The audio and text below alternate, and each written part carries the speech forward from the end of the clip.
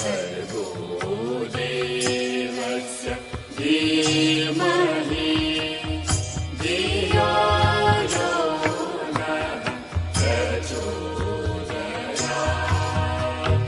ॐ भूर्भुवः स्वः तत्सवितुर्वरेण्यं भर्गो देवस्य धीमहि धियो यो नः प्रचोदयात्। भूर्भुवः स्वः तत्सवितुर्वरेण्यं भर्गो देवस्य धीमहि धियो यो નઃ તત્સવિતુર્વરેણ્યં। આવો આપણે આજની 387 નંબરની માતાની પાઠશાળાની શરૂઆત કરીશું। આપણા વક્તાને હું વિનંતી કરીશ કે આગળનો કાર્યક્રમ સંભાળશે। હરિઓમ।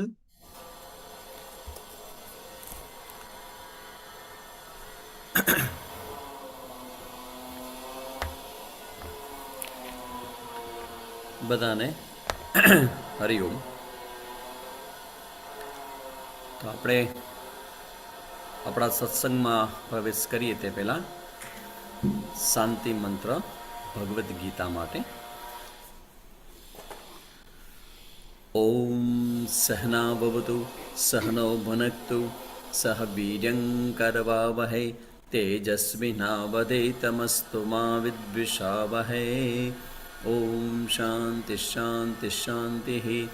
ઓમ પાર્થાય પ્રતિબોધિતાં ભગવતા નારાયણેન સ્વયં વ્યાસેન ગ્રથિતાં પુરાણમુનિના મધ્યે મહાભારતમ અદ્વૈતામૃતવર્ષિણીં ભગવતીમ અષ્ટાદશાધ્યાયિની અંબ ત્વામનુસંદધામિ ભગવદ્ ગીતે ભવદ્વેષિણીં યં બ્રહ્મા વરુણેન્દ્રરુદ્રમરુતઃ સ્તન્વન્તિ દિવ્યૈસ્તવૈઃ વેदैः સાङ्गपदक्रमोपनिषदैः गायन्ति यं सामगाः ध्यानावस्थिततद्गतेन मनसा पश्यन्ति यं योगिनः यस्यान्तं न विदुःसुरासुरगणाः देवाय तस्मै नमः।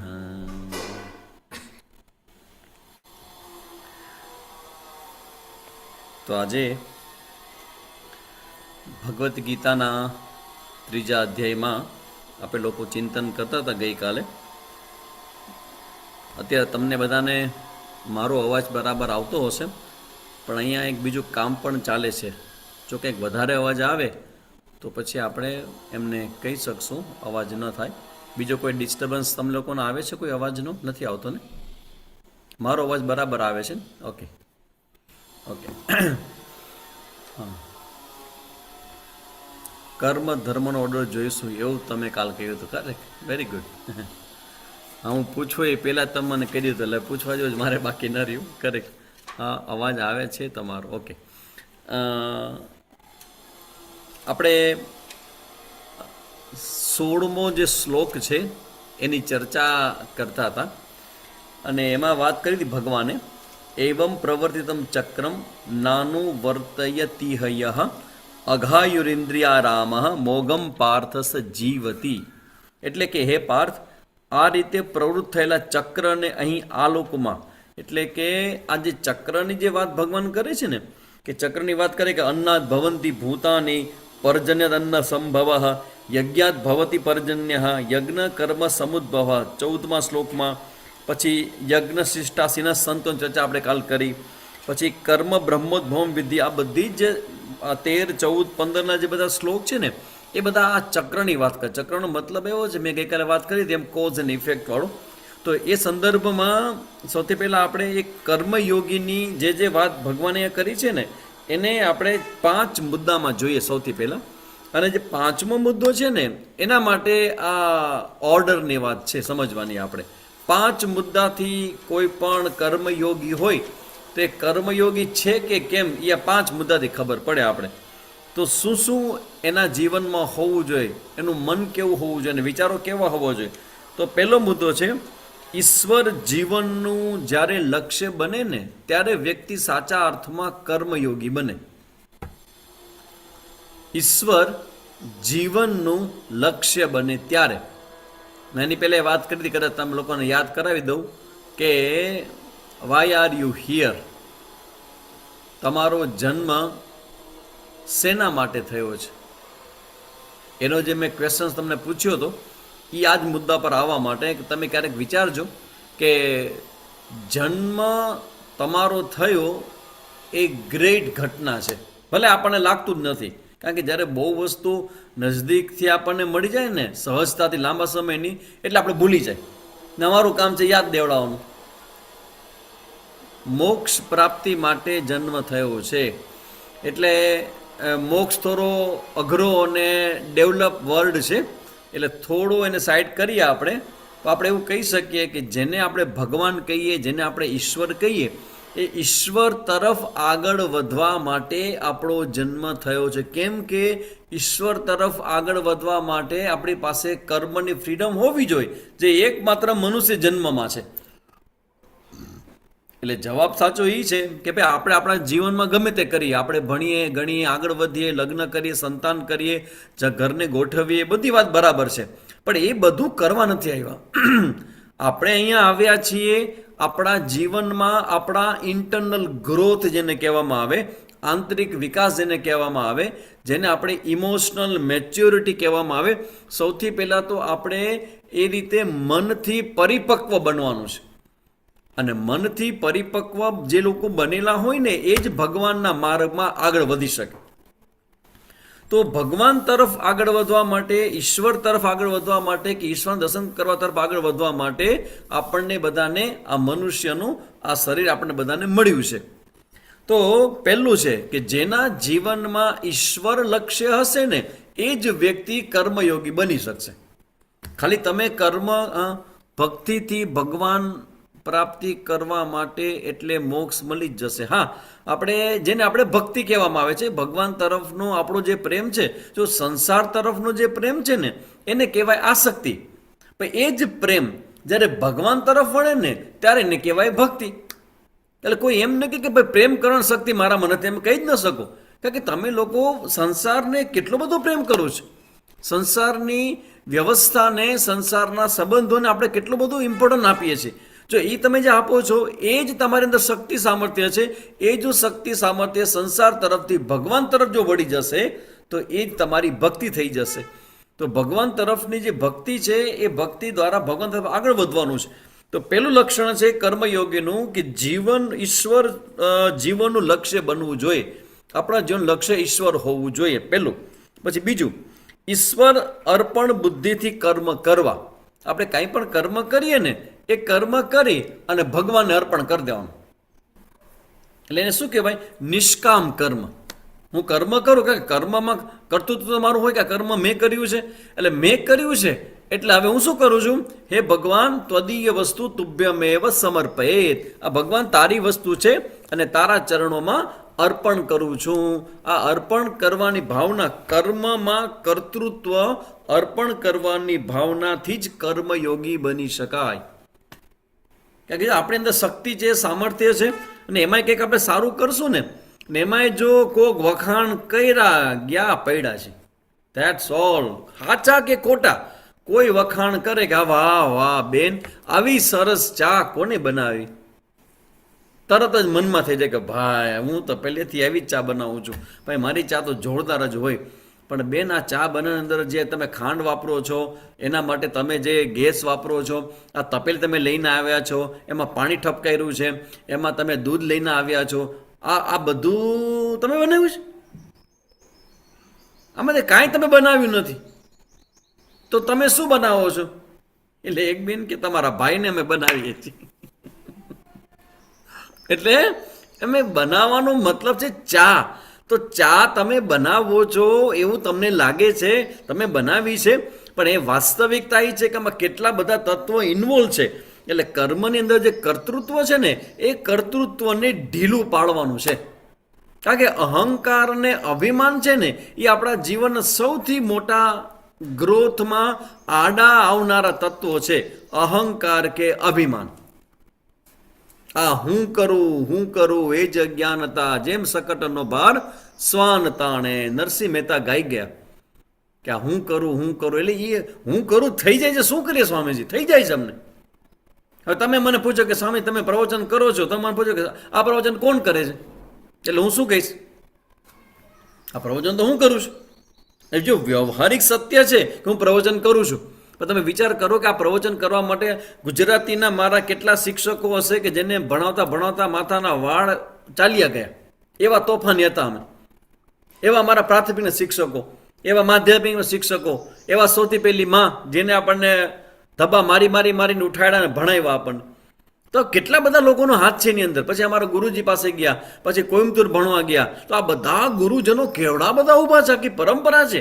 એમાં ભગવાન શંકરાચાર્ય આવ્યા, એને ભાષ્ય લખ્યું, ગીતાજી ભગવાને પ્રગટ કર્યા. આ ગ્રંથ છે ગીતાપીઠ ગોરખપુર નામની સંસ્થાએ ગ્રંથ બહાર પાડ્યો છે, બરાબર ને? તો હવે આટલું બધું સંસ્થાઓ બધી ભેગી થઈ, આટલા બધા લોકોએ ભેગું થઈને મને જે જ્ઞાન આપ્યું, એ જ્ઞાન જ્યારે હું તમને આપતો હોઉં અને જો હું મનમાં રાઈ ભરાવું કે જોઈ લ્યો કેમ છે, બાકી કેવો જોરદાર હું બોલું છું, તો એનો મતલબ કે આ અહંકાર કે અભિમાન છે એ બોલે છે.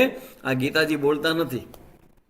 ખરેખર ભગવદ્ ગીતા એ શીખવાડે છે, સમજાવે છે કે આ અહંકાર રૂપી કર્તૃત્વ જે છે એને ભગવાનના ચરણોમાં અર્પણ કરવો. બીજો મુદ્દો થયો કર્મયોગ થવા માટે.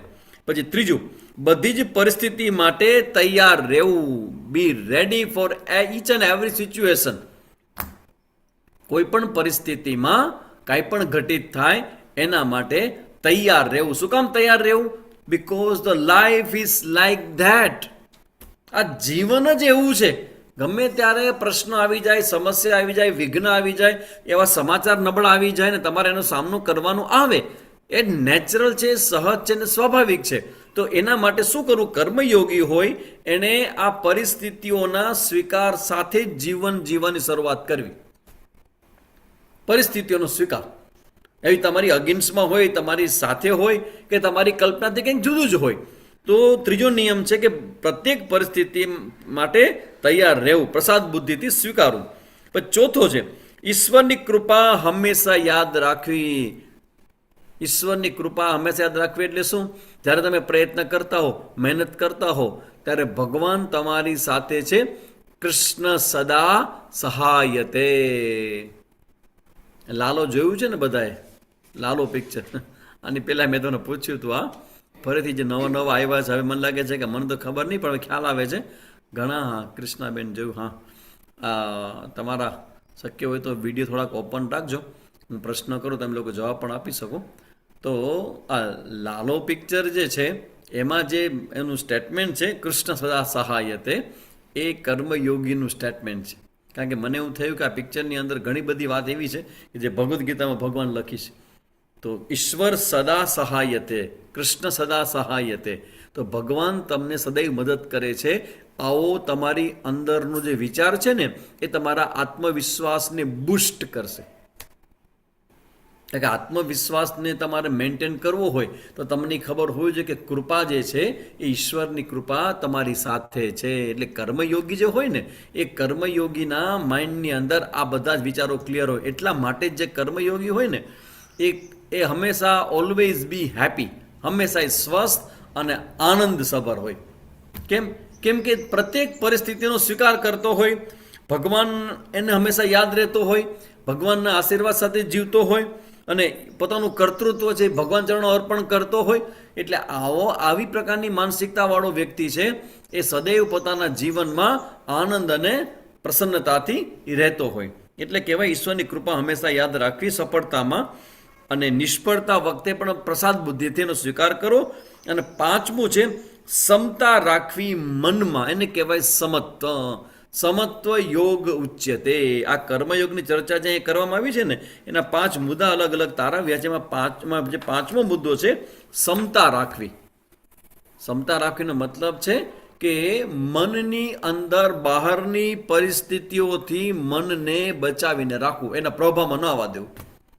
હવે તમે મને કહો તમારી ઈચ્છાને અનુકૂળ થાય, તમે બધું ઈચ્છતા હોય એવું થાય, તો તમારું મૂડ ઓન હોય કે નહીં? હંમેશા ઓન હોય, બધું જેમ કેમ થાય છે, બધું બરાબર છે. પણ જ્યારે તમને દુઃખ લાગે, એવું કંઈ થાય કે તમને દુઃખ થાય, ત્યારે તમારી પ્રસન્નતા ક્યાં ચાલી જાય છે? જે તમારો પોતાનો નેચર છે, સ્વભાવ છે. તો હવે મને કહો કે આ જે મનની અંદર જે ચઢાવ ઉતાર જે આવે છે, એ બહારની પરિસ્થિતિઓમાં આપણી ક્ષમતા રહેતી નથી. પરિસ્થિતિ બધી ચેન્જ થવાની છે, એ આપણા હાથમાં છે જ નહીં. પણ એ પરિસ્થિતિ પ્રત્યેનો આપણો જે રિસ્પોન્સ છે, એમાં આપણી સ્વતંત્રતા છે. વી આર ફ્રી કે મારે કેવી રીતે વિચારવું, મારે કેવી રીતે લેવું. ઘટના તો કોઈ પણ ઘટે છે. જો ઘટના ઘટવાથી આપણે દુઃખી થઈ જાય ને, એ જરૂરી નથી. તમે મને એમ શું કહો છો કે સામેજી હું શું કામ દુઃખી થઈ જાઉં છું? 5 મુદ્દા ફરી એકવાર એક સાથે બોલો ને પ્લીઝ. ઓકે, 5 મુદ્દા હું કહી જાઉં છું, પછી આ ચર્ચાને આપણે આગળ ચલાવીએ. પહેલો, ઈશ્વર જીવનનું લક્ષ્ય હોવું જોઈએ. પહેલો મુદ્દો, ઈશ્વર જીવનનું લક્ષ્ય હોવું જોઈએ, પહેલો મુદ્દો. પછી બીજો, ઈશ્વર અર્પણ બુદ્ધિથી જ કર્મ કરવા. કર્તૃત્વનો ભગવાનના ચરણોમાં સમર્પણ કરી દેવું. કર્તૃત્વનું સમર્પણ એટલે કે ઈશ્વર અર્પણ બુદ્ધિથી કર્મ કરવા. 2, પછી ત્રીજું, બધી જ પરિસ્થિતિ માટે તૈયાર રહેવું. Like S A નિંજા, always be ready. જે પણ આવી પડે, ગમે ત્યારે આવી પડે, યસ આઈ એમ રેડી. એને કહેવાય તૈયારી માટે હંમેશા તૈયાર રહે, બધી જ પરિસ્થિતિઓ માટે. એના માટે પ્રસાદ બુદ્ધિથી તૈયાર રહે. 3, પછી ચોથું, ઈશ્વરની કૃપા હંમેશા યાદ રાખવી. ઈશ્વરની કૃપા એટલે સફળતાની અંદર પણ, સક્સેસ પણ મળે તો પણ ભગવાનની જ કૃપા માનવી. કોઈ વખાણ કરે ત્યારે પણ તમારે કહેવું કે ભગવાનની કૃપા છે. એ ચોથો મુદ્દો છે કે ભગવાનની કૃપા હંમેશા યાદ રાખવી. અને 5મો મુદ્દો છે સમતા રાખવી મનમાં. પરિસ્થિતિ કોઈ પણ આવી જાય તો આપણે આપણા મનમાં એની સમત્વ યોગ ઉચ્યતે. સમત્વ શું કામ? કે તમારી મનને પ્રતિકૂળ આવે કે અનુકૂળ આવે, પણ તમારું મન વિચલિત થવું જોઈએ નહીં. હમણાં જે મેં વાત કરી કે ભાઈ અત્યારે તમારો મૂડ ઓન છે કે ઓફ છે, તો કે અત્યારે મારો મૂડ ઓન છે, બરાબર. તો હવે મને કહ્યું તમારો મૂડ ઓફ ક્યારે થઈ જાય છે? કોઈ કહો તો મને, તમારો મૂડ ઓફ ક્યારે થઈ જાય?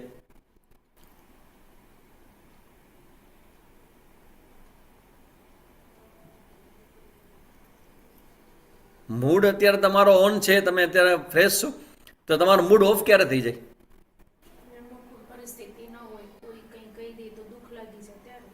હા, કોઈ આપણું ધાયરું ન કરે ત્યારે. વાહ, જ્યારે ઓહ ઘણા બધા ધડાધડ.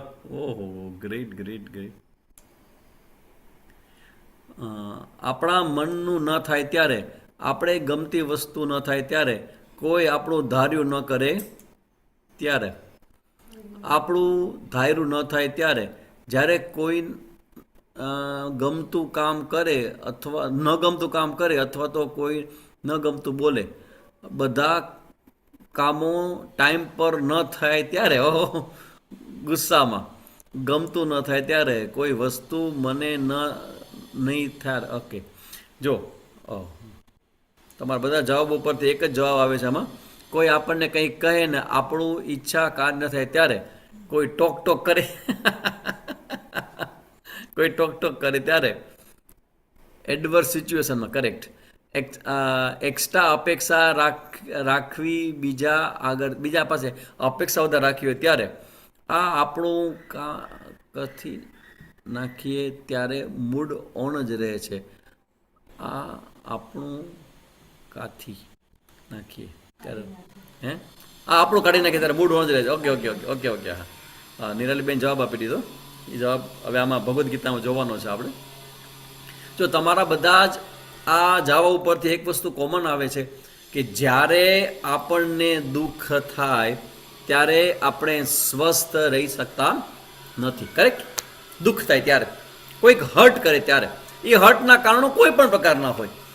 હવે મને કોઈ હર્ટ થાય, કોઈ વ્યક્તિ બોલે, કોઈ આપણને સમજતું નથી, કોઈ આપણું માનતું નથી, કોઈ આપણે ધ્યાન રાખતું નથી, કોઈ આપણે આપણા વ્યક્તિત્વને ધ્યાનમાં લેતું જ નથી, અથવા આપણું અપમાન થઈ જાય છે, અથવા આપણે કેટલું કેટલું કીધું છે પણ ક્યાં કોઈ સમજે છે. તમે કોઈકને સમજાવતા હો અને એના સારા માટે હોય અને તમે એને સલાહ આપો અને તો પણ એ ન કરે, પરિસ્થિતિ કરતાં ઈચ્છા શક્તિમાં વધુ હાથી રહીએ ત્યારે. ઓકે, એટલે તમારી અંદરની જે અપેક્ષા છે ને એ અપેક્ષા બ્રેક થાય, તૂટે. તો હવે મને કહો કે અપેક્ષા આપણે રાખતા હોઈએ તો વ્યવહારમાં આપણી અપેક્ષા તૂટે કે ન તૂટે? શું કોઈ દી બને એવું ક્યારેય કે મારી એક પણ અપેક્ષા તૂટે નહીં? તૂટવાની છે કે નહીં? જો અપેક્ષા તૂટી શકતી હોય અને અપેક્ષા તૂટે ત્યારે મને દુઃખ થતું હોય તો એનો મતલબ એમ કે મારે અત્યારથી જ હવે તૈયાર થઈ જવું પડશે કે હું દુઃખી થઈશ જ. અત્યારે હું ગમે તેટલી હસતી હોઉં, બહુ આનંદમાં હોઉં, વાહ વાહ મજા આવી ગઈ, કેવું સરસ જ્ઞાન છે, આઈ એમ સો રિલેક્સ, આઈ એમ સો ફ્રેશ, એ બધું કહેવા પૂરતું ટાઈમ બિંગ છે. જેવું અહીંથી ક્લાસ પતશે ને તમે એકદમ ફોર્મમાં હશો અને જેવું તમે એમ બહાર નીકળો કોઈ કહેશે કે આ કા પંખાની ટીપે ચાલુ રાખી દીધી છે, આ કંઈ ઇલેક્ટ્રિસિટી બિલ આપણો કોણ ભરવા જશે, એવું કોક સ્ટેટમેન્ટ કરી દે અને તરત જ મનમાં જેટલો તમને આનંદનો ઉભરો આવ્યો હોય ને એ બધો બેસી જાય. એકદમ સાચું. આવું થાય, બરાબર? તો હવે એક વસ્તુ તમે સમજી લ્યો કે એનું શું કરવું આપણે. હવે આવી રીતે દુઃખ થઈ જાય, આટલા બધા આનંદમાં હોય, આટલા પ્રેમથી અમે સાંભળતા હોય, પ્રેમથી જ્ઞાન પ્રાપ્ત કરીએ, બધું નક્કી કરીએ અથવા તમને સમજાઈ પણ જાય, બધું થાય, પણ વળી પાછું એમાં જે ચેન્જ આવે છે એના માટે શું કરવું? એના માટે આપણે સમજવાનું છે ધ લો ઓફ ઓર્ડર. પ્રકૃતિનો આ જે સિદ્ધાંત છે ને એ સિદ્ધાંતને આપણે સમજવાનો છે. એનું કામ કહેવાનું છે, આપણે સાંભળો, ઇગ્નોર. જો ભાઈ ઇગ્નોર વાત સાચી છે, એ એક પ્રેક્ટિકલ રસ્તો છે કે ભગવાને આપણને બે કાન ખાલી આ ચશ્માની દાંડી રાખવા નથી આપ્યા. આ બે કાન એના માટે નથી આપ્યા એકથી સાંભળો ને બીજાથી જવા દો, એને ઇગ્નોર કરો. Ignore ignore ignore ignore. જો ભાઈ ઇગ્નોર શબ્દ જેટલો સરળ ઇઝી છે, ઇવન સ્પેલિંગ પણ સહેલો છે, EGNORE, સિમ્પલ છે. પણ ઇગ્નોર કરવું અંદરથી સહેલું નથી. એ ટચ થઈ જાય છે, એ હર્ટ થઈ જાય છે અને થઈ જ જાય છે. એટલે એ ઇગ્નોર તમે બધી જગ્યાએ તો નહીં જ કરી શકો. એમાં જેટલા ક્લોઝના હશે ને એનાથી વધારે પેઇન થશે. તમે જોઈ લેજો. આ કેવું સહેલું, બટ જ્યારે કરવાનું આવે ત્યારે ન થાય. સાચી વાત છે, આમ બરાબર છે, કરેક્ટ. એ અઘરું છે. એટલે હું તમને એક બીજો રસ્તો બતાવું. એમાં જે ભગવાને જે યુનિવર્સલ લો કે ચક્રની વાત કરી છે ને એનો જો વિચાર તમારા પાસે ક્લિયર થશે ને તો તમારી અંદર એક ટ્રીમેન્ડસ શક્તિ ઉત્પન્ન થશે. જેમ કે તમે લોકો મને પૂછી શકો આ વસ્તુ કે સ્વામીજી અમારા જીવનમાં તો આવું બધું થાય, તમારે આવું થાય તો સ્વામીજી તમને કંઈ થાય ક્યારે આવું? તો તમે મને પૂછી શકો કે સ્વામીજી તમે એમ કહો છો કે અમારા જીવનમાં આવું બધું થાય, બધામાં આત્મા પરમેશ્વરનો છે એવું થિંક કરવું. ના, એવું તો ન થાય, કારણ કે બધાનામાં આત્મા ઈશ્વરનો છે એ સમજવું એ થોડું અઘરું છે, સહેલું તો નથી જ. એ બધું કરવા માટે ઘણો બધો લાંબો ચિંતન જોઈએ, ઘણી બધી નિષ્ઠા જોઈએ, કારણ કે જ્ઞાન થઈ જશે પણ એપ્લાઇડ ફોર્મમાં નહીં આવે. તો હવે જો તમે મને પૂછતા હો કે ભાઈ સ્વામીજી તમે શું કરો, તમને જ્યારે કોઈક આવું હર્ટ કરે, જેમ કે અમને તરત થઈ જાય કે મને કોઈક સાસુમાં કે નણંદમાં કે પતિદેવ કે છોકરાઓ જરાક આમ કંઈક કરી દે, અથવા તો જેની બહુ આપણે સેવા કરીને બહુ નજીક હોય ને એ કંઈક આડું વર્તન કરે, તરત અમને હર્ટ થઈ જાય. તમે શું કરો સ્વામીજી? એના માટે આ પ્રકૃતિનો જે ઓર્ડર છે ને એ અમે પાકો કરીએ છીએ. શું નિયમ છે? નિયમ એવો છે, cause and effect always go together. આ શબ્દો ઉપર તમે ચિંતન કરજો. તમે આવી સિચ્યુએશન કેવી રીતે હેન્ડલ કરો? હા, બસ હા, કિંજલબેન ઠાકોર, બરાબર. હા, જે તમે પૂછો છો ને એ જ હું કહેવા જઈ રહ્યો છું કે અમે લોકો એક સાધુ સંત સંન્યાસી હોય તો તમે જોજો એના ચહેરા હોય ને એ બીજા બધા કરતાં આમ ભલે એ દેખાવડા ન કહેવાય પણ એ તેજસ્વી હોય, એની આંખ ચમક હોય. એટલા માટે કે એ લોકો લાંબા સમય સુધી એ સુખ અને ઉત્સાહ અને આનંદમાં, પ્રસન્નતામાં એ લાંબો સમય રહી શકે. ભલે એક બહુ મોટી સિચ્યુએશન ત્યારે એને પોતા માટે કસોટી તો આવે જ, પણ એ નાની નાની ઘટનાઓને તો બહુ ઝડપથી એક જેને કહેવાય ને કે હસતા રમતા એમાં જ નીકળી જાય. એના માટે શું કરે? એના માટે લો ઓફ ઓર્ડરનો એક નિયમ છે, ભગવાનનો એક ઓર્ડર ચાલે છે. અને ઓર્ડર કેવો છે? યુનિવર્સલ. આ જગતની અંદર બધું જ કારણ અને કાર્યના એક જેને કહેવાય ને સાંકળ છે, સાંકળ એનાથી નિયંત્રિત થયેલું જગત છે. આપણે ગઈકાલ ચર્ચા કરી હતી કે સૂર્યની આસપાસ પૃથ્વી ચક્કર લગાવે છે. ત્યાંથી કરતાં કરતાં કરતાં આપણે વિચાર કરીએ કે તમે આંબો વાવો તો તમે ગોટલું વાવો તો આંબો જ થાય, બરાબર ને? તો એ ચર્ચા આપણે બધી કરી. તો હવે એ જ મુદ્દામાં લાસ્ટ એ પણ જોયું હતું કે આપણા શરીરની અંદર જેટલી ઇન્દ્રિયો છે એને જે જ્ઞાન થાય છે એના માટે એ ઇન્દ્રિય નક્કી છે, નિશ્ચિત છે. તો બધાની પાછળ જેમ કે તમને રૂપનું જ્ઞાન થાય, રંગનું જ્ઞાન થાય, એ આંખથી જ થાય. તમને શબ્દનું જ્ઞાન છે એ નાકથી ન થાય, એ કાનથી જ થાય. તો એના માટે ઓર્ડર બનાવેલો છે ભગવાને કે ભાઈ કાન આપે છે એના માટે છે શબ્દ સાંભળવા માટે, આંખ શેના માટે આપે છે? રૂપ જોવા માટે, બરાબર? તો એવી રીતે આપણા શરીરની અંદર જેટલું પણ તંત્ર ચાલે છે એ બધા જ તંત્ર પાછળ યુનિવર્સલ ઓર્ડર કામ કરે છે. હવે જો હું બતાવું એક સરસ મજાની વાત, જો આમાં કોઈ ચમત્કાર નથી કે બીજું કાંઈ જ નથી. તમે જરા જુઓ તમારી સામે, તમને આના પરથી ખબર પડે કે તમારો મૂડ ઓફ કેવી રીતે થઈ જાય છે, દુઃખ આપણને કેવી રીતે થાય છે. હું બતાવું છું. જો આ મારા હાથમાં શું છે દેખાય છે? પ્લાસ્ટિકની ડબ્બી, બરાબર? હવે આ પ્લાસ્ટિકની ડબ્બી છે એ મારા હાથમાંથી હું છોડું તો એ ક્યાં પડે છે? ઉપર જાય છે કે નીચે? નીચે, બરાબર? આ ડબ્બી પકડી છે મેં અને ડબ્બી જેવી છોડું છું એવી જાય છે નીચે. અચ્છા, હવે મને કહો કે આ ડબ્બી ઉપરથી છોડું તો એ નીચે શું કામ જાય છે? Why? What is the reason? ગુરુત્વાકર્ષણ. ગઈકાલે ચર્ચા કરી હતી આપણે. ગ્રેવિટેશનલ ફોર્સ જે છે, ગ્રેવિટી જે છે એ દરેક વસ્તુને ખેંચે છે. તો આ મારા હાથમાં મેં એને પકડી રાખી છે, પણ જેવો હું છોડું છું એટલે નીચે જાય છે. તો એનો મતલબ એમ કે ગ્રેવિટેશનલ આ ડબ્બી છે એના પર નિયંત્રણ મારા હાથનું છે કે એના પર નિયંત્રણ ગુરુત્વાકર્ષણના ઓર્ડરનું છે? યાદ રાખજો, મારું પકડવું પડે ગ્રેવિટેશનલ ફોર્સની અંદર જ આવે હો. તેમ કહી શકાય કે આ ડબ્બી જ્યારે મારા હાથમાંથી છૂટે છે ત્યારે મારા હાથમાંથી છૂટેલી ડબ્બી ઉપર નિયંત્રણ શેનું છે? તો કે પ્રકૃતિના ઓર્ડરનું. ગુરુત્વાકર્ષણનો નિયમ છે એ પ્રકૃતિનો ઓર્ડર છે, બરાબર ને? હવે એ ઓર્ડર પ્રમાણે ડબ્બી હાથમાં છૂટે નીચે જ જાય. હવે જોજો, આ ડબ્બી મારા હાથમાં છૂટે અને હું ઈચ્છા કરું કે ડબ્બી ઉપર જવી જોઈએ, કે ઈચ્છા કરવામાં આપણે બધા સ્વતંત્ર છીએ. ગમે ત્યારે ગમે તેને ગમે તેવી ઈચ્છા થાય. તો મને શું ઈચ્છા થાય કે ડબ્બી હાથમાંથી છૂટે તો ઉપર જવી જોઈએ. ડબ્બી જાય છે ક્યાં? નીચે. એટલે મારી ઈચ્છાથી વિરુદ્ધ થયું કે નહીં? અપેક્ષાથી વિરુદ્ધ થયું કે નહીં? તો મારી ઈચ્છાથી વિરુદ્ધ, અપેક્ષાથી વિરુદ્ધ થાય ત્યારે મને શું થાય છે? દુઃખ. તમને જ્યારે તમારી ઈચ્છાથી, અપેક્ષાથી વિરુદ્ધનું થાય છે એટલે એને કહેવાય હર્ટ. તમે હર્ટ શું કામ થાવ છો? તમારી અપેક્ષા છે ને અપેક્ષા પૂરી થતી ને તમને હર્ટ થાય છે. આ તમને જે દુઃખ થાય છે એ દુઃખ કોના જેવું છે? તો કે આ ડબ્બી ઉપર જવી જોઈએ, પણ ડબ્બી જાશે નીચે. કેમ કે પ્રકૃતિનો ઓર્ડર છે. આ જગત તમારી ઈચ્છા મુજબ હાલે કે ભગવાને બનાવેલા નિયમ મુજબ હાલે? મને કહી દો. આ જગત છે, જગતની બધી ઘટનાઓ છે, જગતમાં જે બધા માણસો જે બિહેવ કરે છે એ બધા તમારી ઈચ્છાના અપેક્ષા મુજબ કરે કે પ્રકૃતિના પોતાના ઓર્ડર મુજબ કરે? ગોડ રૂલ્સ, ઓર્ડર, ભગવાનના ઓર્ડર. જેમ કે મેં તમને કીધું કે ભાઈ ઇન્દ્રિયો પર જેમ નિયમ છે એમ એવી રીતે આપણું ફિઝિકલ બોડી, આખું શરીર છે એમાં યુનિવર્સલ ઓર્ડર છે. એક માં જે બનવાની સ્ત્રી છે એના શરીરમાં ગર્ભ જે બને છે એ આખો યુનિવર્સલ ઓર્ડર છે. કોણ બનાવવા જાય છે? કોણ સંકલ્પથી બનાવે? કોઈ ન બનાવી શકે.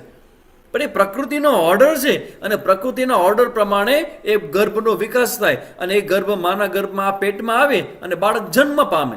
તો આ તો પ્રકૃતિનો ઓર્ડર છે. એના ઓર્ડરમાં બધું જ ચાલી રહ્યું છે. જ્યારે આપણી ઈચ્છાથી વિરુદ્ધનું કંઈક થાય એ થયું એટલે યુનિવર્સલ ઓર્ડર, કોઈને કોઈ ઓર્ડર છે. તો હવે આપણે શું કરી શકાય મેનેજ કરવા માટે? આ યુનિવર્સલ ઓર્ડરને જો તમે સારી રીતે સમજી જશો તો એમાંથી એક સૌથી મોટો રિઝલ્ટ તમારા હાથમાં આવશે કે હું ઈચ્છા રાખું, હું અપેક્ષા રાખું, મને એમ થાય કે આમ થવું જોઈએ, પણ ધારો કે એમ ન થાય, તો જે કંઈ થાય છે ને એ ભલે મારી ઈચ્છા મુજબ ન થયું એટલે મને દુઃખ થયું, પણ જે થાય છે એની પાછળ થવા પાછળના કારણો છે, અને એ કારણો એ ભગવાન એ બનાવેલા જગતમાંથી આવેલા કારણો છે. જેમ કે લાસ્ટ ટાઈમ કાલ ચર્ચા કરી હતી આપણે કે માઇન્ડના લેવલથી કે ગાંડો માણસ ગાંડા શું કામ કાઢે છે, કેમ કે એનું મન એવું છે, બરાબર ને. એટલે હવે હું તમને કહું છું કે કેવી રીતે મારી આસપાસને હું તો કેટલી જગ્યાએ ફરતો હતો, હું 20 વર્ષથી હું કચ્છમાં ફરું છું, તો હું અમારા મનને કેવી રીતે મેનેજમેન્ટ કરું, આવી રીતે કે ભાઈ કોઈ વ્યક્તિ મારી અપેક્ષા મુજબ કે મારી ધારણા મુજબ કે મારા કહેવા મુજબ વર્તન વ્યવહાર ન કરે તો હું સમજો કે દરેક વ્યક્તિ સ્વતંત્ર છે, અને કોઈ વ્યક્તિ ડાયો હોય ને કોઈ વ્યક્તિ ડાયો ન હોય, એ ગાંડો ન કહેવાય. કોઈ વ્યક્તિ ડાયો ને કોઈ વ્યક્તિ ડાયો ન હોય, તો જે વ્યક્તિ ડાયા ન હોય તો પછી એ તો એ પ્રમાણે વર્તન કરવાના જ છે. તો એ એવું વર્તન કરે તો એ વર્તનથી હું દુઃખી થઈ જાઉં. ધારો કે ગાંડાની આપણે હોસ્પિટલમાં જઈએ અને ગાંડો કંઈક તમારું અપમાન કરે, જાણી જોઈને કર્મ કરે તો પણ ઓર્ડરમાં કહેવાય હા હા હા હા ચોક્કસ ચોક્કસ ચોક્કસ. એ જાણી જોઈને પણ એવું કરે ને તો એ કરવા પાછળ એની સ્વતંત્રતા છે, અને ભગવાને એને જેવું મન આપ્યું છે, જે પ્રકારની વિચાર શક્તિ આપી છે, જે પ્રકારની ઇમેચ્યોરિટી એની છે, એ અપક્વતા ઇમેચ્યોરિટીને કારણે જ એ એવા પ્રકારનું કર્મ કરે છે. રેલબેન પૂછે છે કે જાણી જોઈને કોઈ ખોટા ખરાબ કર્મ કરે તો ઓર્ડરમાં કહેવાય કે નહીં? હા, એક સેન્સથી કહેવાય, કારણ કે ખોટા કર્મ કરવાની ફ્રીડમ એની પાસે હતી, અને ખોટા કર્મ કરતી વખતે એનું જે મન છે એ એને એગ્રી કરે છે કે આ કરાય. જેમ કે હું તમને પૂછું કે એ જેવું ખોટું કર્મ કરે છે, શું આપણે કરશું ક્યારે? આપણે નહીં કરીએ. કેમ? કે તમારું મન અલગ સંસ્કારથી બનેલું છે, તમારા મનમાં એ બેકગ્રાઉન્ડ છે. એટલે આ વસ્તુ તમારે બધાએ ખાસ ધ્યાન રાખવી કે ગાંડાની હોસ્પિટલમાં જઈએ તો ગાંડા લોકો આપણું માન અપમાન કરે તો એનાથી ડાયો માણસ જો દુઃખી થઈ જાય કે હર્ટ થઈ જાય તો પછી ડાયો કહેવાય ને?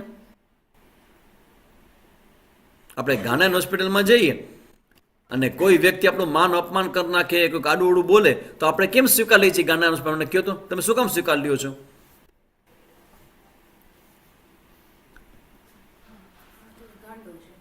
એ ગાંડું છે, ધેટ્સ ઓલ. આને શું કહેવાય? એક્સેપ્ટન્સ. આને કહેવાય એક્સેપ્ટન્સ. આપણી દ્રષ્ટિએ ગાંડો છે, પણ ગાંડાની પોતાની દ્રષ્ટિએ ગાંડો છે. કયો તો મને. એટલે ક્યારે કોઈ દિવસ કોઈ ગાંડાને ગાંડો કહેવાય નહીં, કેમ કે એ કોઈ માનશે નહીં હું ગાંડો છું. એનું વર્તન ને વ્યવહાર ને એ બધું શંકાના કેન્દ્રમાં હશે, પણ ક્યારે માનશે નહીં. એટલે આને કહેવાય લો ઓફ માઇન્ડ. માઇન્ડના લેવલનું, મનના લેવલથી બનેલો ભગવાનનો ઓર્ડર. માઇન્ડના લેવલથી, મનના લેવલથી, ઇમોશનલ ઓર્ડર.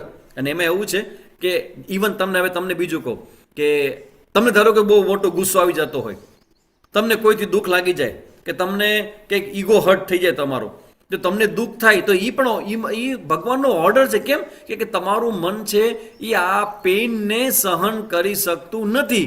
જેટલું તમને પેઇનફુલ લાગે એ પેઇનને તમે જેટલું ડાયજેસ્ટ કરી શકો એટલા તમે મેચ્યોર ને પક્વ કહેવો.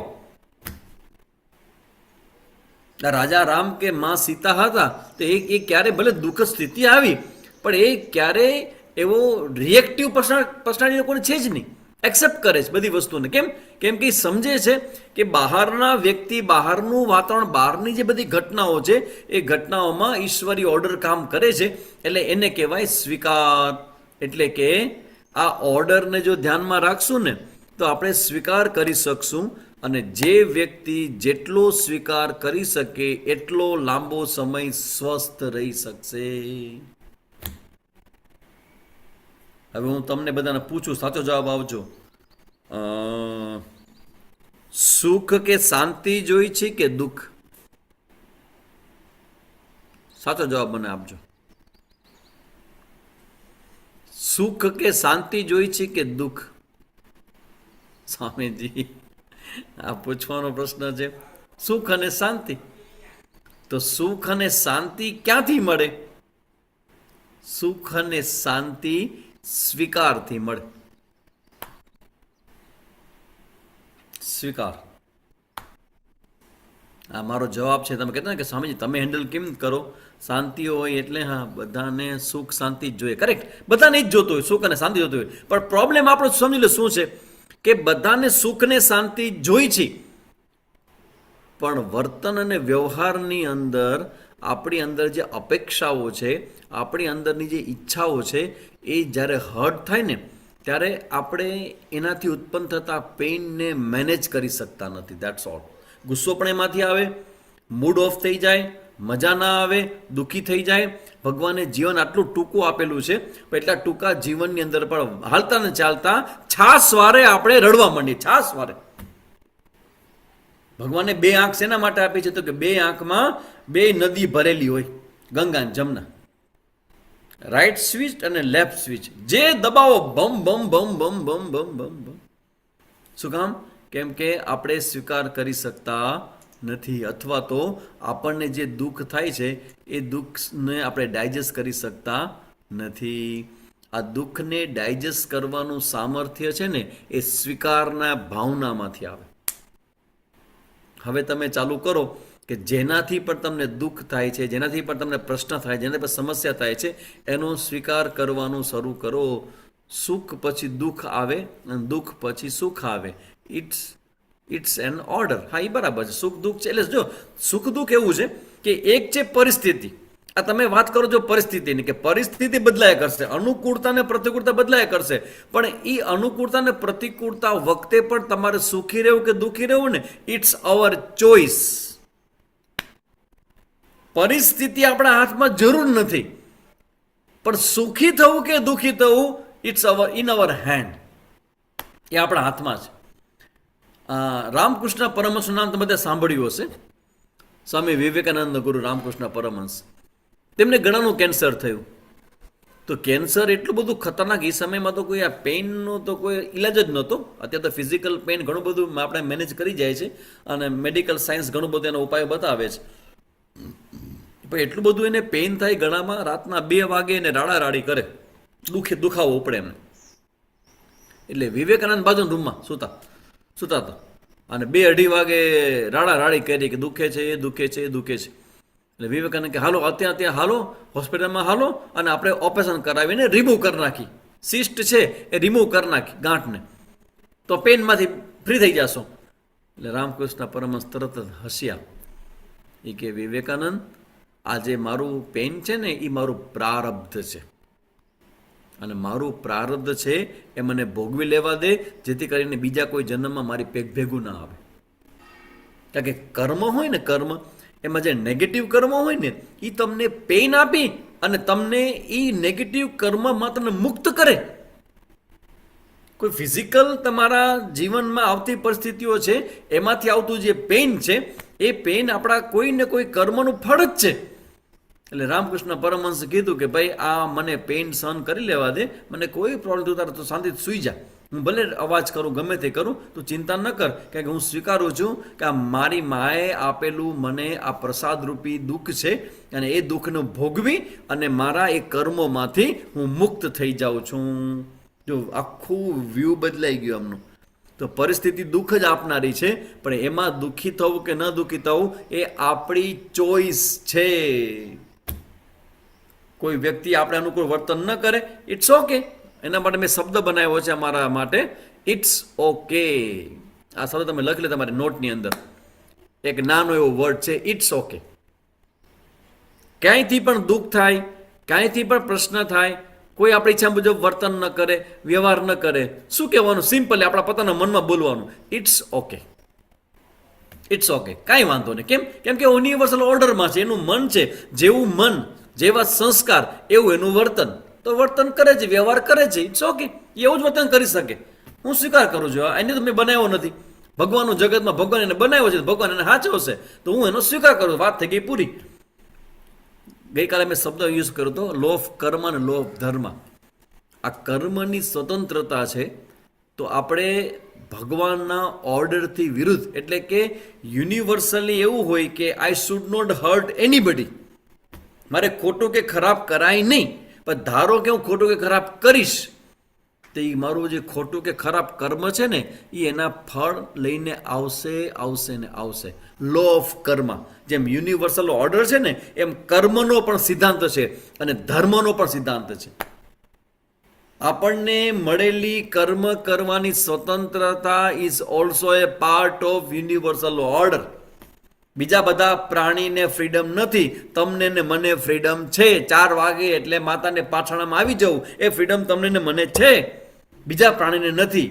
તો આ કર્મની ફ્રીડમ આપણને જે મળી છે ને is also a part of order. તો આ પ્રકૃતિનો જે નિયમો છે એને આપણે ઓર્ડર કહેવાય, અને એવરીથિંગ ઇઝ ઇન ઓર્ડર. એક બીજો શબ્દ તમને આપી દઉં, everything is in order, even disorder also is a part of order. Disorder લાગે, તમને લાગે કે ના ના બધું બરાબર છે, આ બરાબર નથી, બધામાં ભગવાન છે, આનામાં ભગવાન નથી. એવરીથિંગ એવરીવેર, ભગવાન બધી જગ્યાએ છે અને બધું જ ભગવાનના નિયંત્રણમાં છે અને ભગવાનના ઓર્ડરમાં છે. તો આને કહેવાય સ્વીકારની મનોવૃત્તિ.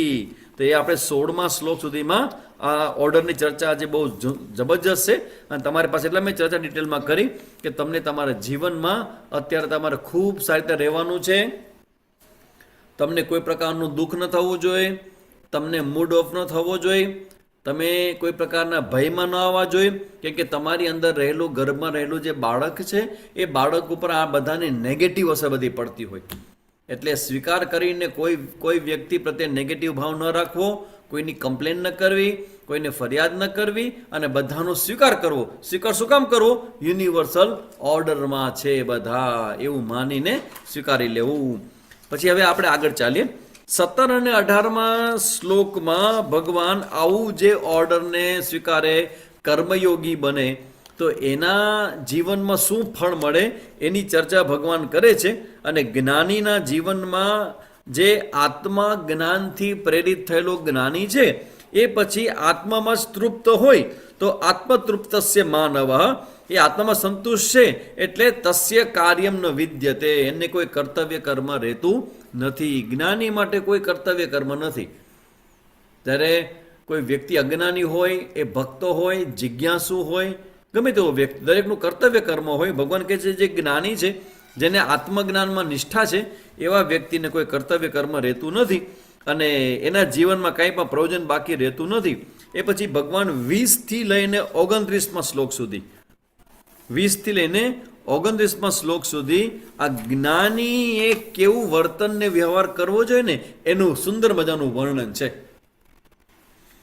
જ્ઞાનીના જીવનમાં ભગવાન એવું કહે છે કે અર્જુન લોક સંગ્રહાર્થે, પણ જો અર્જુન એમ કહે છે કે મારે યુદ્ધ નથી કરવું, અને ભગવાન કહે છે કે ભાઈ જે શ્રેષ્ઠ હોય, જે હીરો હોય, કેમ કે અર્જુન છે ને એ સમયે પાંડવોના પક્ષે રહેલો એવો વ્યક્તિત્વ કે સમગ્ર એ સમયની જે માનવ જાત હતી ને એમાં અર્જુન હીરો હતો. તો કહેવાય શું કે જે પણ હીરો હોય ને, જે પણ શ્રેષ્ઠ હોય ને એને હંમેશા શ્રેષ્ઠ વર્તન કરવું. શું કામ? કેમ કે એને હજારો લોકો ફોલો કરે છે.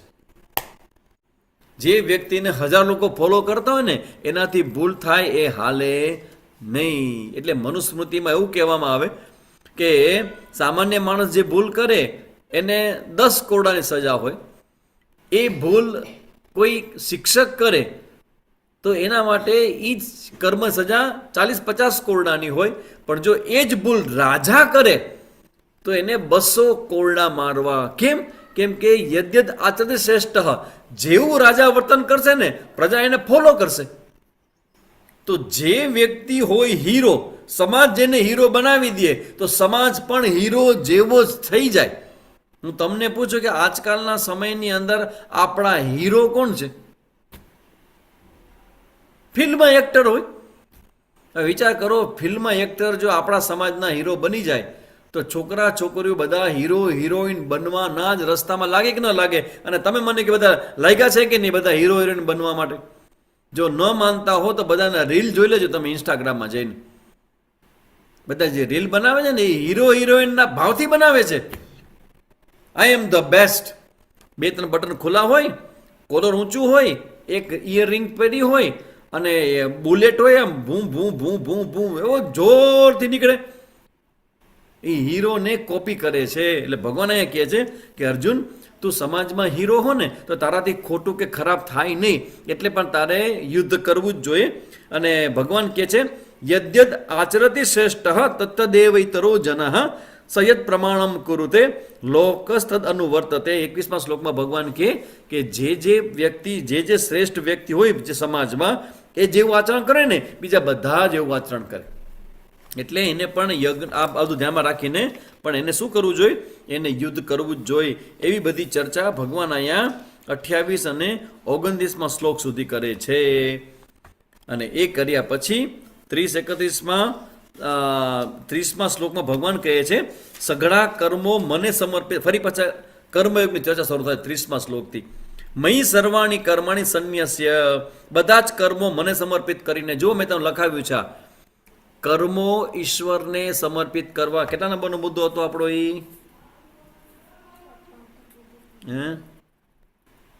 ઈશ્વર અર્પણ, બીજો મુદ્દો. કરેક્ટ. કર્મો ભગવાનને, હા બીજો મુદ્દો કરેક્ટ. કર્મો બધા ભગવાનને સમર્પિત કરીને કરવા. તો એ ભગવાન અહીંયા 30મા શ્લોકથી લઈને 35મા શ્લોક સુધી, સોરી એ 33મા શ્લોકની ચર્ચાઓ બધી કરે છે કે બધા કર્મો મને સમર્પિત કરીને કરવા. અને ફળ જે છે એ ફળનો આગ્રહ ન રાખો, મમત્વ ન રાખો, અને સંતાપથી મુક્ત થઈને યુદ્ધ કર, એટલે કર્મ કર.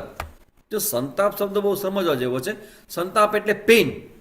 તમે કોઈ પણ વસ્તુ પેઇનમાં આવીને કરો ને, જેમ કે તમે રસોઈ બનાવતા હો અને તમે દુઃખી થઈને કે ચિંતિત થઈને કે ફરિયાદ કરતા આ ક્યાં આવી ગયા, આ નતા ગમતા માણસો આવી ગયા, એને રસોઈ કરવી પડશે, ક્યાં જાય? અથવા તો તમારા પતિદેવ કોઈ લઈને આવે કે ચાલ સાંજના આવે છે 4-5 જણા મારા ભાઈબંધ, એના માટે ભજીયા બનાવો. તો તમે ટેસ્ટથી સરસ મજાના રીલ જોતા હો કે તમે મોબાઈલ જોતા તરત તમને ફોન આવે, તમને ગમે નહીં, અને ન ગમતા મન સાથે તમે રસોઈ કરો તો હાવ સાચું કે રસોઈમાં ઠેકાણા હોય? રસોઈ ક્યારે સારી બને? ખાલી તમે ફિઝિકલી રસોઈ સારી ન બને. રસોઈ કરતી વખતે તમારું મન જોઈએ. તમારું મન જે પ્રકારના ભાવથી રસોઈ કરશે ને એવી જ રસોઈ બનશે. એટલે અહીંયા ભગવાન કહે છે કે આજે તું કર્મ કરસ ને એ કર્મને સંતાપ રહિત, પ્રેમથી, ઉત્સાહથી, ઉમંગથી તારે કર્મ કરવા જોઈએ. એટલે યાદ રાખજો, જે કર્મયોગી હોય ને એ બહુ ઉત્સાહી હોય અને ચાર્જ હોય, ચાર્જ. જો હો જાય, જે થઈ જાય એમાં આનંદ, અને કરતી વખતે પ્રસન્ન હશે. તેવી રીતે બધી વાત કરે છે. અને એ પછી 34મા શ્લોકથી ભગવાન ટોપિકને બીજી દિશામાં લઈ જવા માટેના બીજ નાખે છે. 34મા શ્લોકથી, ત્રીજા અધ્યાયના 34મો જે શ્લોક છે એમાં ભગવાન શું કહે છે? બહુ સરસ મજાની વાત કરે છે. હવે મુદ્દો આખો એ આવે છે કે આપણે 2 શત્રુઓની ચર્ચા કરી હતી બીજા અધ્યાયમાં, કોઈને યાદ હોય તો. આપણા 2 મુખ્ય શત્રુઓની ચર્ચા બીજા અધ્યાયમાં કરી હતી. કોઈને યાદ છે આમાંથી? આઈ થિંક 65મા શ્લોકની ચર્ચા મેં તમે લખાવ્યું હતું, તમે લખ્યું પણ હશે કદાચ. 2 મુખ્ય શત્રુઓ આપણા. હા બસ એનું જ નામ બીજું. કરેક્ટ. એનું નામ શું છે? ઈચ્છા. ઓકે, હા એને બરાબર. કામ અને ક્રોધ. કરેક્ટ, મયુરીબેન સાચો જવાબ છે. કામ અને ક્રોધ. હવે આ 2 એવા અનુભવો છે, એવા ઇમોશન્સ છે, એવી લાગણીઓ છે કે જેની ચર્ચા, કામ અને ક્રોધ, એની ચર્ચા મોટે ભાગે ક્યાંય થતી નથી, અથવા તો કોઈ કરી શકે એમ નથી. આ કામ અને ક્રોધ રૂપી શત્રુઓ એટલા બધા ખતરનાક ને ડેન્જરસ છે કે આપણા સમાજની અંદર એટલું બધું મોટી રીતે સમાજનું એ બધું ઉથલ-પાથલ કરે છે. ઘણા બધાના જીવન બરબાદ થઈ જાય છે, ઘણા બધાની પરિસ્થિતિ બદલી જાય છે, ઘણા બધાના જીવનમાં એટલા બધા પેઇન અને દુઃખ આવી જેની કલ્પના કોઈ ન કરી હોય. કામ અને ક્રોધ. હવે એમાં ભગવાન અહીંયા 34મા શ્લોકથી એ જે ચર્ચા કરી હતી કે સંગાત સંજાય તે કામ, સૌથી પહેલા કામની ચર્ચા ભગવાને કરી કે સંગ થાય એટલે સંકલ્પ થાય, એટલે કે ઈચ્છા થાય. આ ઈચ્છા છે ને એ કામનું રૂપ લે. જો સામાન્ય જે ઈચ્છા છે ને એને કામ ન કહેવાય. જેમ કે મને તરસ લાગી તો મને પાણી પીવાની ઈચ્છા થઈ, તો પાણી પીવાની ઈચ્છાને કામ ન કહેવાય. મને રાતના ઊંઘ આવે તો ઊંઘી જવાની ઈચ્છાને કામ ન કહેવાય. મને ભૂખ લાગે તો જમવાની ઈચ્છા થાય મને, એને કામ ન કહેવાય. પણ તમે એમ કહો કે મને ભૂખ લાગી છે એટલે શું ખાવું છે? મારે મેગી જ ખાવી છે ને મારે પીઝા જ ખાવા છે. આને શું કહેવાય? આને કામ કહેવાય. કોઈ કહેશે કે નહીં હું તમને ખીચડી જ ખવડાવીશ, તો ખીચડી છે ને પેટ ભરવા માટે, કે ટેસ્ટ માટે ન હોય ખીચડી. તો ખીચડી ખાવાની ઈચ્છા છે એ કામ નથી, એ તો જીવનને ચલાવવા માટેની ઈચ્છા થઈ. તો કામનો મતલબ એવો છે કે જેના વગર મને હાલે નહીં, એ મને જોઈએ એટલે જોઈએ. અને એ શેના માટે જોઈએ?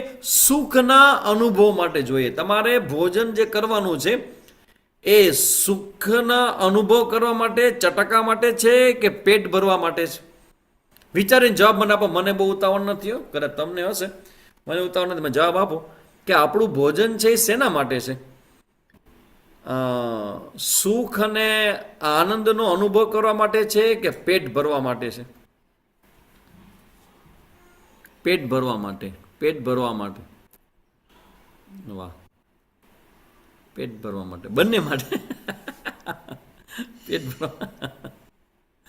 ઓકે, કોકે કીધું બંને બંને માટે. કરેક્ટ, ધારાબેને સાચું કીધું. ખાવા માટે નહીં, જીવવાનું, જીવવા માટે ખાવાનું. ખાવા માટે જીવન નથી, જીવવા માટે ખાવાનું છે. કરેક્ટ નિરાલીબેન. ઓકે, જો તમારા જે બધા જવાબ છે ને, પેટ ભરવા માટે, પણ હવે હોટલનું ખાવાય એ સુખ માટે. હા, કરેક્ટ. ભોજન પેટ ભરવા માટે જ હોય, પણ એ ભોજનની અંદર આપણે આપણા સુખ અને આનંદને એડ કરીએ અને એમાંથી સુખ મેળવવાનો પ્રયત્ન કરીએ, તો એ જે સુખ કે આનંદને એડ કરીએ છીએ ને, તો પછી એ વસ્તુ માટે મને જે ઈચ્છા થાય ને, એ માત્ર પેટ ભરવાની નથી, એ મને સુખનો અનુભવ કરવાની છે. કોઈ વ્યક્તિ હોય ને, તમે પૂછો ને કે ભાઈ જમવું છે આજે, તો શું બનાવ્યું છે? તો ખીચડી. તો કે આજે મારું પેટ ભરેલું છે, નહીં જમવું. પણ જરાક તમે કહો કે તમારે જમવું છે, તો કે શું જમવાનું બનાવ્યું છે? તો આજે પાઉંભાજી છે, આજે તો સેન્ડવિચ બનાવી છે, આજે તો અમે લોકોએ ઢોસાનો પ્લાન કર્યો છે. તમારે શું ખાવું છે? અરે જલ્દી બનાવો, મને ભૂખ લાગી છે. કેમ? હમણાં મને ભૂખ નથી લાગી. આ ઢોસા અને પાઉંભાજી અને ઇડલી સાંભાર અને મેંદુવડા કે તમે પીઝા કે તમે મેગી કે આવું જે કે તે બનાવો તો ઇટ્સ ઓકે, તમે ખાવા માટે તમે ખાઈ શકો છો. પણ કામ અને ઈચ્છા વચ્ચેનો ડિફરન્સ આ છે કે જે કામ છે ને એ વ્યક્તિને બાંધે છે, ઈચ્છા વ્યક્તિને બાંધતી નથી. ઈચ્છા તો ભગવાનની એક શક્તિ છે. ભગવાન ગીતાજીમાં એવું કે કામ છે એ ખરાબ નથી.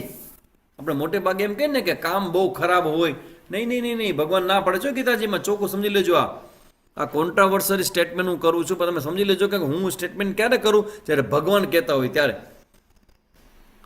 ભગવાન કહે છે કે આ જે ધર્મ વિરુદ્ધ ભૂતેષુ કામોષ્મી ભરતર્ષભ. હે અર્જુન, આ લોકોની અંદર ધર્મથી અવિરુદ્ધ, ધર્મથી વિરોધનો નહીં, એવી જેટલી પણ ઈચ્છા છે ને, એ બધી જ ઈચ્છા અર્જુન હું પોતે છું. આ કામ જે છે એ ભગવાન કે મારું પોતાનું સ્વરૂપ છે. પણ જ્યારે ધર્મની મર્યાદાથી બહાર જ્યારે કોઈ વ્યક્તિ એ કામને ભોગવે, જેમ કે રાવણ છે તો સીતા માતાની પાછળ પડે છે, તો સીતા માતા છે એ ભગવાન રામ માટે ધર્મપત્ની છે. પણ રાવણ જ્યારે સીતા માતાની પાછળ પડે છે તો આપણે રાવણને શું કહેવાય? હી વોઝ અ કામી. કેમ? કેમ કે ધર્મની જે મર્યાદા રેખા છે એ મર્યાદા રેખાને ઓળંગીને પણ એને સુખ કે શાંતિનો અનુભવ કરવો છે, એને આનંદનો અનુભવ કરવો છે. ભોજનની વાત તો બહુ સામાન્ય લેવલથી છે, પણ એની આગળ તમે જુઓ ને તો આ કામ બહુ મોટા ક્ષેત્રમાં વિકસેલો છે. અને બધી ઈચ્છાઓ જે છે ને એ જ તો બધા પ્રોબ્લેમનું મૂળ છે આપણી.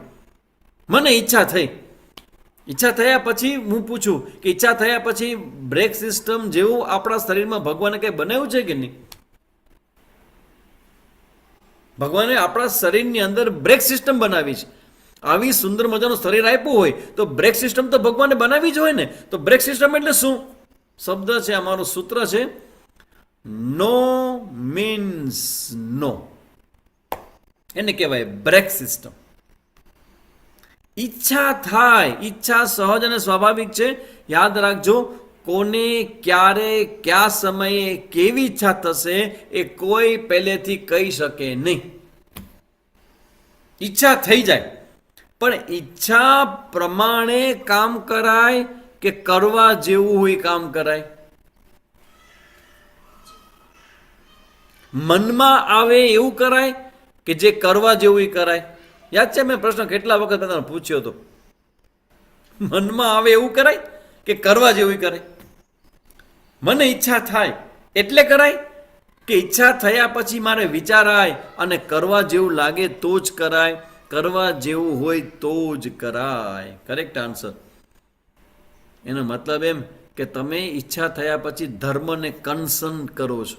That means you are mature person, you are very very intelligent person. તમને ઈચ્છા થાય એટલે કરવા જેવું જ કરાય. ઈચ્છા થાય એટલે તમે કરી નાખો. એનો જો નેચર ને સ્વભાવ તમે ક્રિએટ કર્યો હશે તો તમને ખરેખર સાસરામાં આવીને બહુ પ્રોબ્લેમ ઊભા થશે. એ તમને પણ થશે અને તમે જેના ઘરે આવ્યો હશે એને લોકોને પણ થશે. કેમ કે ઈચ્છા થાય તો ઈચ્છાને મેનેજ કરતા તો આપણને આવડવું જોઈએ કે નહીં? આ તમારા છોકરા છોકરીને શીખડાવવા જેવું, સમજાવવા જેવું. જે તમારા ઘરે સંતાનો બરાબર છે, ધારો કે નવું સંતાન આવે તો એને તમે ખાસ શીખડાવજો આ વસ્તુ કે ઈચ્છા થાય એટલે કરી ન નખાય. ધર્મની મર્યાદામાં જ ખબર ન હોય એને, હા, ધર્મની મર્યાદા ખબર ન હોય. જો મેં છે ને એક સામાન્ય સેન્સમાં વાત કરી છે ધર્મ. હું એક એક્ઝામ્પલ આપું કે ધર્મની મર્યાદા કેમ ખબર પડે. ધારો કે હું તમને લોકોને સત્સંગ કરાવું છું, તમે છુપાવવા જેવું શું છે? કંઈ છુપાવવા જેવું નથી. કરેક્ટ કે નહીં? તો એ જે હું છુપાવવા જેવું ન હોય, જે ઢાંકવા જેવું ન હોય, તો એ મોટા ભાગે એ બધું જે કર્મ હશે ને એ યોગ્ય હશે. અને જે ખોટું હશે, જે ખરાબ હશે, જે કોઈને કહી શકાય એવું ન હોય, એ ઢાંકવાનું હોય, તો મોટે ભાગે સમજી લેવું કે એ જે કર્મ છે એ કર્મ કદાચ પ્રકૃતિની ફ્લોની અંદર એ અયોગ્ય હોય. એટલે ધર્મની મર્યાદા જાણવાનો મતલબ એવો છે કે હું જેવું વર્તન બીજા સાથે કરું છું, શું બીજા પણ મારી સાથે આવું વર્તન કરે તો મને સ્વીકાર્ય છે? આને કહેવાય ધર્મની મર્યાદા. બરાબર? હું ખોટું વર્તન કરું તો બીજો ખોટું વર્તન કરે તો મને સ્વીકાર્ય છે? ધારો કે હું કોક સાથે ખોટું અને ખરાબ બોલું છું, ખોટું બોલું છું, તો બીજો વ્યક્તિ શું મારી સાથે ખોટું બોલે મને ગમે? ન ગમે. તો આને કહેવાય ધર્મની મર્યાદા. એટલે આ આખા કામનો જે આખો વિષય છે ને એ વિષયને ભગવાને બહુ સુંદર મજાનું લે છે કે જો અંદર ઉઠતી ઈચ્છા છે એનું મેનેજમેન્ટ કરતા તમને નહીં આવડે તો કામ છે ને એ જીવનોને પૂરા કરી નાખે છે. બહુ જ જબરજસ્ત વસ્તુ છે. એટલે ભગવાન અહીંયા 34મા શ્લોકમાં એનું ઓપનિંગ સ્ટેટમેન્ટ કરે છે 34. ઇન્દ્રિયસ્યાર્થે રાગદ્વેષો વ્યવસ્થિતો તયોર્ન વસમા ગચ્છે તો હિ યસ્ય પરિપંથિનો. પરિપંથિનો એટલે શત્રુઓ. હે અર્જુન, તારા પોતા માટે આ રાગ અને દ્વેષ એ તારા શત્રુ છે. રાગ એટલે મને બહુ ગમે અને દ્વેષ એટલે મને જરાય ન ગમે. તો મારા જીવનનું વર્તન જો મને ગમે તો જ હું કરું. જ્યારે આંખ ખુલે ત્યારે જ હું ઉઠું. પછી અત્યારે મારો મૂડ ન હોય કચરા પોતા કરવાનો તો હું નહીં કરું. મહેમાનો આવ્યા છે પણ હવે મારો મૂડ નથી કે મને નથી ગમતું તો હું નહીં કરું. તો મને ગમતું હોય એવું જ કરવાનો જો નેચર તમે ક્રિએટ કર્યું હશે ને તો ક્યારેક ક્યારેક તમારું જે સ્વધર્મ કરવાનું આવશે ને ત્યાં તમે નહીં કરી શકો. કેમ? તમારો મન નથી. એટલે ભગવાન અહીંયા કહે છે કે આ ઇન્દ્રિય અને ઇન્દ્રિયના વિષયોમાં રાગ દ્વેષો હોય ન હોય. મને અમુક વસ્તુ ભાવે, અમુક વસ્તુ ગમે, એ નેચરલ છે, સ્વાભાવિક છે. પણ ભગવાન કહે છે તયોહો ન વશમાં ગચ્છે. તું એના વશમાં ન થઈ જતો, એને તારા વશમાં રાખજે. જેમ કે હું તમને એમ કહું કે આમાંથી આઈસ્ક્રીમ કેટલાને ભાવે છે? આઈસ્ક્રીમ બધાને ભાવે છે કે નહીં? ઓહો હો હો. હા, નિરાલીબેન. હા હા, એટલે શું સ્વામીજી તમે ખવડાવ નથી ભાઈ. હું ખાલી પૂછું છું. આઈસ્ક્રીમ એટલે આઈસ્ક્રીમ બધાને ભાવે. એક એવું એવું તત્વ છે કે એમ કોઈ કે મને ભાવતું નથી, ખ્યાતિ ટુ એવરીવન. હા, કોઈ એમ કે ભાઈ આઈસ્ક્રીમ મને ભાવ, એ બને જ નહીં ક્યારે. બધાને ભાવે આઈસ્ક્રીમ, બરાબર ને? ભાવે છે, પણ મેં ત્યાગ કર્યો છે અત્યારે. અરે વાહ, વેરી ગુડ. નિરાલીબેનને ત્યાગ કર્યો છે. હું એ જ કહેવા જવાનો હતો. સાચી વાત છે કે આઈસ્ક્રીમ આપણને ભાવે, પણ હું એમ કહું કે મને ભાવે છે પણ હું ન ખાઉં તો શું થાય? ચલો, આઈસ્ક્રીમ મને ભાવે છે પણ નક્કી કરું કે આઈસ્ક્રીમ મને ભાવે છે પણ હું આઈસ્ક્રીમ નહીં ખાઉં. ચલો, એક વર્ષ માટે આઈસ્ક્રીમ નહીં ખાઉં. ચલો, શું થાય? આમાંથી કેટલા માને છે કે હું આઈસ્ક્રીમ ન ખાઉં તો મરી જાઉં? ચલો, આમાંથી કેટલા માનવા તૈયાર છે કે આપણે આઈસ્ક્રીમ ન ખાય તો મરી જવાય? આઈસ્ક્રીમ ન ખાય તો મરી જવાય? ના, મરી ન જવાય.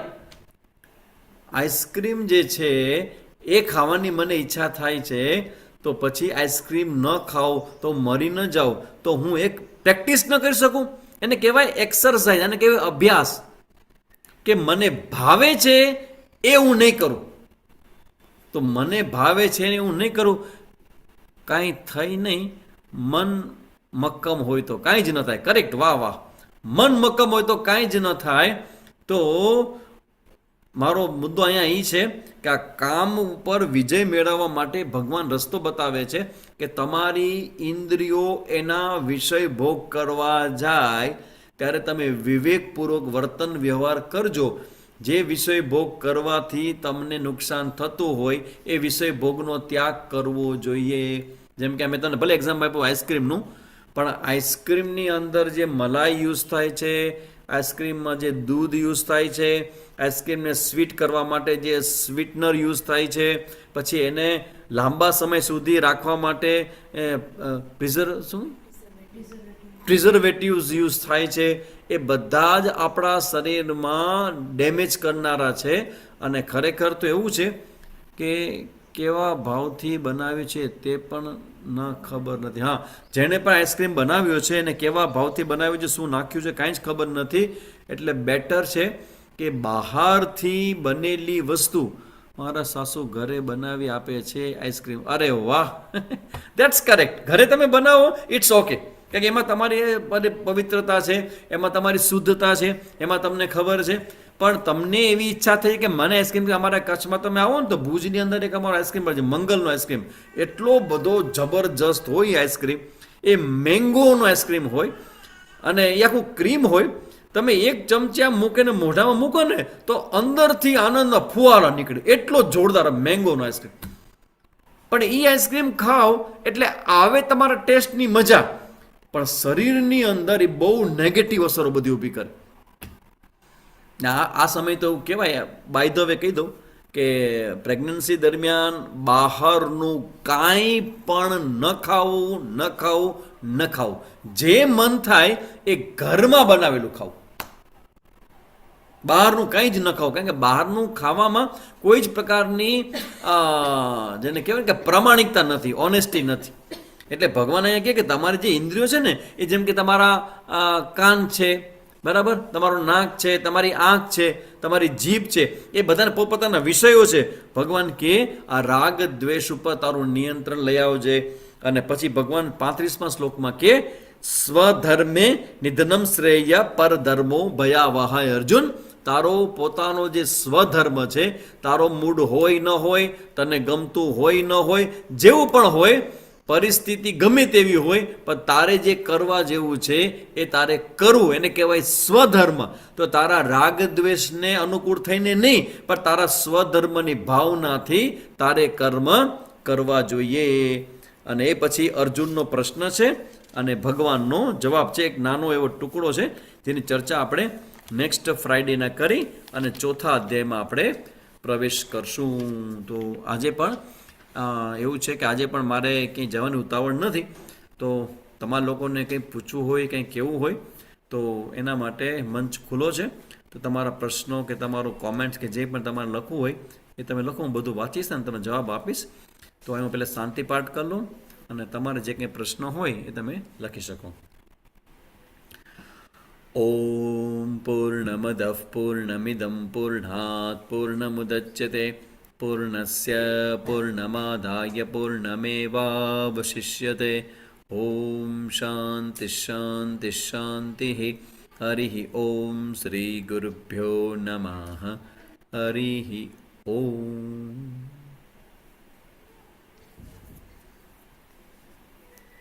વધુમાં જ આપણો 3જો અધ્યાય પૂરો થવા આવ્યો. 3 અધ્યાય જોઈ લીધા આપણે. હવે 4થો લેવાનો છે આજે. ના હા, તમે 4થો અધ્યાય લખ્યો તમે? હા હા, 4થો અધ્યાય લેશું નેક્સ્ટ ટાઈમ. 3જા અધ્યાયની પૂર્ણ આવતી, 4થો અધ્યાય નેક્સ્ટ ટાઈમ. હા, કોઈને કંઈ પૂછવું હોય કેવું હોય તો તમે કહી શકો. Question answer.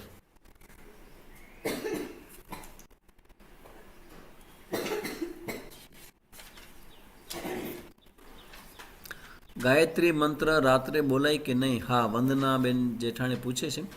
જો ગાયત્રી મંત્ર છે ને, આમ એવું નિયમ એવો છે કે સૂર્ય ભગવાન છે ને, સવિતા દેવતા એટલે સૂર્ય જે છે ને એ ગાયત્રી મંત્રના અધિષ્ઠાતૃ દેવતા છે. એટલે એમની સન્નિધિની અપેક્ષા રાખવામાં આવે. એટલે એવું લખ્યું છે કે સવારના 4 વાગ્યાથી લઈને સાંજના 6:30 સુધીમાં જેટલું પણ ગાયત્રી મંત્ર થાય એને સૌથી વધુ રિઝલ્ટ આપણને મળે.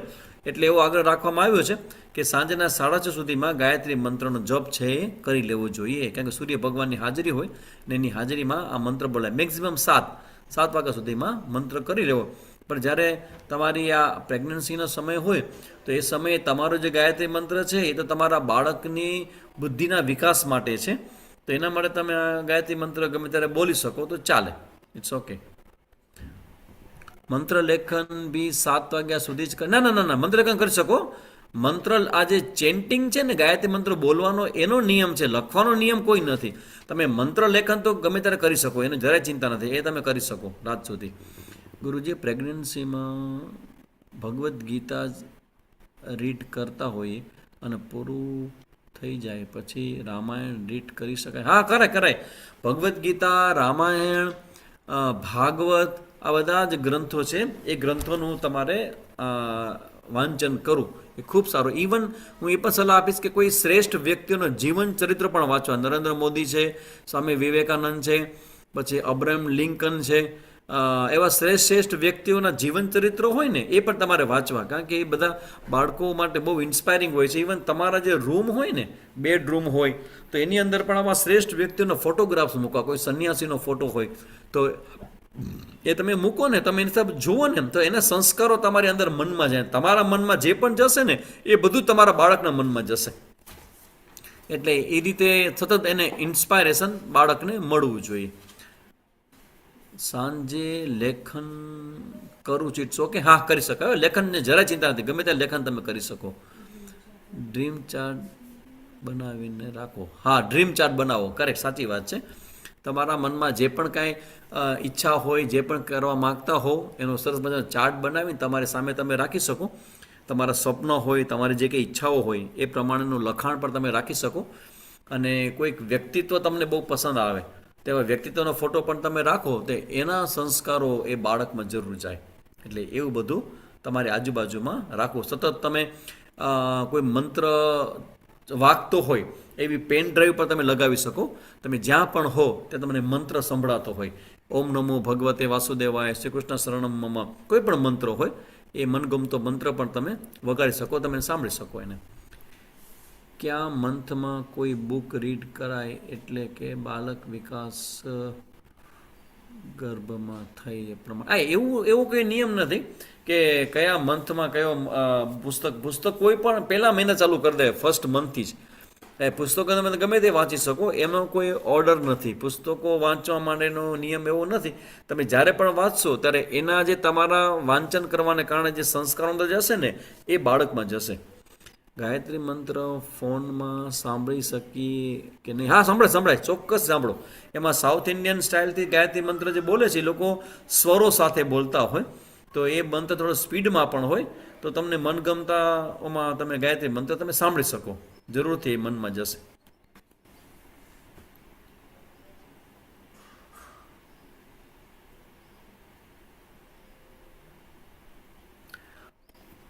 બુક મનમાં વાંચવી જોઈએ કે મનમાં મોટેથી વાંચવાની જરૂર નથી. બસ તમે જે બુક વાંચો ને એ મુદ્દો તમે સમજો કે તમે જ્યારે વાંચો છો ને ત્યારે તમારા અંદર વિચારો જે આવે છે એ વિચારો જે છે ને એ બાળકમાં જાય છે.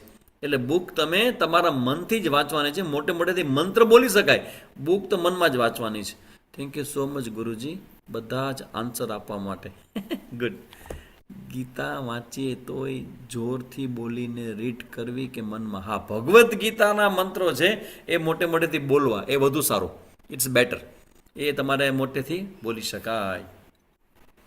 Thank you. સરસ. તો આજનું આપણું આ સેશન અહીંયા સુધી રાખી હવે પાછા શુક્રવારે આપણે મળશું. હવે તૃપ્તિબેન છે એ પૂર્ણાવતી કરશે. આપણે કોઈ ભગવાનની મૂવી કે કોઈ સારા વ્યક્તિના ચરિત્ર મૂવી જોઈએ તો હા એ જોઈ શકાય. મેં તમે કીધું લાલો, તો આવા પિક્ચર સારા પિક્ચર છે ને, રેવા છે, લાલો છે, એવા સારા પિક્ચરો છે, બધા ઇન્સ્પાયરિંગ છે. ભક્તના પિક્ચરો છે, બધા સંન્યાસીઓ, કોઈ સારા જ્ઞાનીના પિક્ચરો છે, એમાં જો વાંધો નથી. બાકી તમે ટીવીમાં કંઈક જોતા હો અને એના પછીના દ્રશ્યમાં શું હશે ખબર ન હોય તો એ ન જોવું, એ રિસ્કી છે. તમે મોબાઈલ જોતા મોબાઈલમાં કંઈક એવું દ્રશ્ય આવે કે જે બહુ તમને ડરાવનારું હોય તો એવું કાંઈ ન જોવું, તો એ ન જો. બાકી તમે સારા મૂવીઝ જોઈ જ શકો તમે. હા તૃપ્તિબેન. ખૂબ ખૂબ ધન્યવાદ. સ્વામીજી આપણને શ્રીમદ ભગવદ્ ગીતાનો જે સાર છે આપણને ખૂબ સરળ ભાષામાં સમજાવ્યો અને બહેનોના પ્રશ્નોનું પણ સમાધાન કર્યું. એમણે પોતાનો કિંમતી સમય આપણને આપ્યો એ બદલ એમનો આભાર. આવો આપણે શાંતિ પાઠ કરીશું સોમવારે એક્ટિવિટીના ક્લાસમાં બરાબર 4 વાગે બહેનો જોડાઈશું. કમર સીધી. ઓમ દ્યૌ શાંતિરંતરિક્ષગ્વાં શાંતિઃ પૃથ્વી શાંતિરાપઃ શાંતિ ઔષધયઃ શાંતિઃ વનસ્પતયઃ શાંતિર વિશ્વે દેવાઃ શાંતિ બ્રહ્મ શાંતિ સર્વગ્વં શાંતિ શાંતિરેવ શાંતિઃ સામા શાંતિરેધિ. ઓમ શાંતિઃ શાંતિઃ શાંતિઃ સર્વારિષ્ટસુ શાંતિર્ભવતુ.